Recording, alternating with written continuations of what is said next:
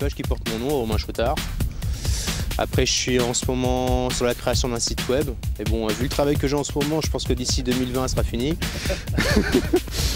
Voilà, pas grand chose. Sinon, je vous ai pas parlé de mes voyages en vélo, je crois, non. Bah, en fait, il y a la partie alpinisme, mais il y a aussi la partie voyage en vélo qui me transcende depuis quelques années aussi.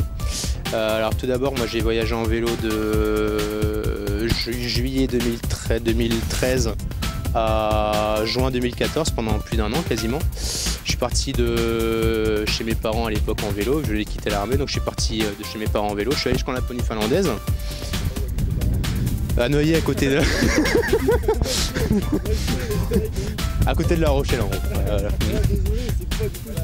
Donc je reprends à l'époque ce voyage-là. Je suis parti en gros de La Rochelle, à côté de La Rochelle en vélo. Je suis allé jusqu'en Laponie finlandaise pour travailler à l'époque pour un explorateur qui m'a formé dans le tourisme nordique, les techniques de chien de traîneau et tout. C'est un peu là en fait que j'ai découvert le monde de l'Arctique et du Grand Nord en fait. Et je suis tombé vraiment amoureux de cette région-là, de ces régions de Laponie, ces grands espaces, cette fraîcheur et tout. Voilà, je suis tombé amoureux de ces régions-là, l'Arctique, le Grand Nord. Et voilà, j'ai passé 3-4 mois dans cette ferme et finalement ça n'a pas marché. Donc en décembre, je suis reparti en vélo par la route et j'ai fait une grande partie de mon voyage pendant l'hiver en Laponie, dans le Grand Nord, à des températures aussi entre -25, -45. J'ai continué après mon voyage en Europe de l'Est, j'ai fait les pays baltes, j'ai traversé l'Ukraine à l'époque qui était en pleine crise révolutionnaire. Et puis à la fin de mon voyage, en juin environ, je suis arrivé à Istanbul, en Turquie, après avoir traversé toute l'Europe de l'Est. Après à Istanbul, je suis resté peut-être 1 mois, j'ai trouvé un peu de boulot dans la ville en attendant que mon vélo soit réparé. Et après j'ai terminé mon voyage, j'ai fait pendant 3 mois la Turquie et j'ai terminé à Ankara. Voilà, et c'est là que mon voyage s'est terminé au bout d'1 an. Après je suis rentré et j'ai travaillé en France. J'ai préparé un autre voyage, celui dont je vous ai raconté en Argentine. Et puis voilà, le voyage en vélo, en fait j'adore ça, c'est comme les voyages en général. Et je rêve d'en refaire un jour, ce serait d'embarquer dans le Transsibérien avec mon vélo et de me faire déposer à Vladivostok et de rentrer, Vladivostok c'est à côté du Japon, si vous voyez, et de rentrer à la maison en vélo. Voilà. Donc ça sera un voyage de peut-être 2 ans, donc à voir peut-être un jour. Et c'est le voyage à vélo dont je rêve depuis quelques années déjà, que j'ai fait ce voyage-là. Ça dépend en fait, parce que le nombre de kilomètres il varie en fonction de l'ensoleillement, en fonction du temps.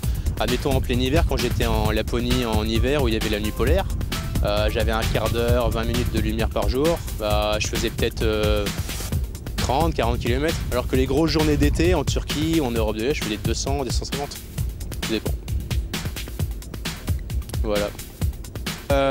Je pense que oui, il faut avoir une condition physique quand même, faut aimer bouger, il faut aimer se donner physiquement. Après le voyage en vélo, j'ai pas trouvé que c'était insurmontable physiquement, quoi. C'est un rythme à prendre en fait. Après les jambes elles s'habituent, c'est pas un rythme Tour de France, on n'est pas à faire 300 km en 6 heures de temps dans la journée, quoi. Là c'est vraiment les journées, plus elles sont longues, plus on va faire de kilomètres.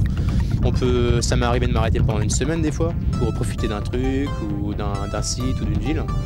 Ouais, y a pas de... Et ce que je trouve intéressant dans ce genre de voyage là, c'est qu'il n'y a pas de... C'est une liberté totale en fait.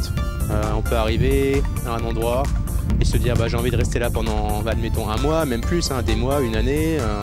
On peut trouver du boulot et tout. Enfin, c'est la liberté totale en fait. Et je trouve ça vraiment intéressant ce concept-là. Il commence à devenir aussi assez en vogue dans le milieu du voyage.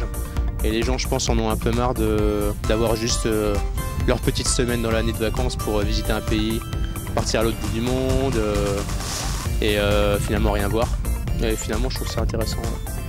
Je dormais dehors, donc il n'y avait pas vraiment de... Le problème était résolu déjà à la base. Après, j'ai fait ce qui s'appelle du woofing aussi par un moment. Se faire héberger par des gens et en contrepartie, on travaille pour eux, on rend des services. En fait, j'ai fait un peu ce principe-là, je l'ai adopté pendant 1 année. En fait, c'est assez éco-solidaire entre parenthèses. Ça permet de voyager, de vivre en voyage. Je trouvais aussi des fois un peu de boulot, ça m'arrivait, trouver du travail par-ci par-là. En Turquie, par exemple, j'ai bossé comme serveur de thé à Istanbul pendant 3 semaines. Voilà. Après, pendant 1 année, j'ai vraiment changé de mode de vie en fait, quoi. Je suis passé de monsieur tout le monde à son appartement à un peu un baroudeur, comment dire, vagabond, quoi.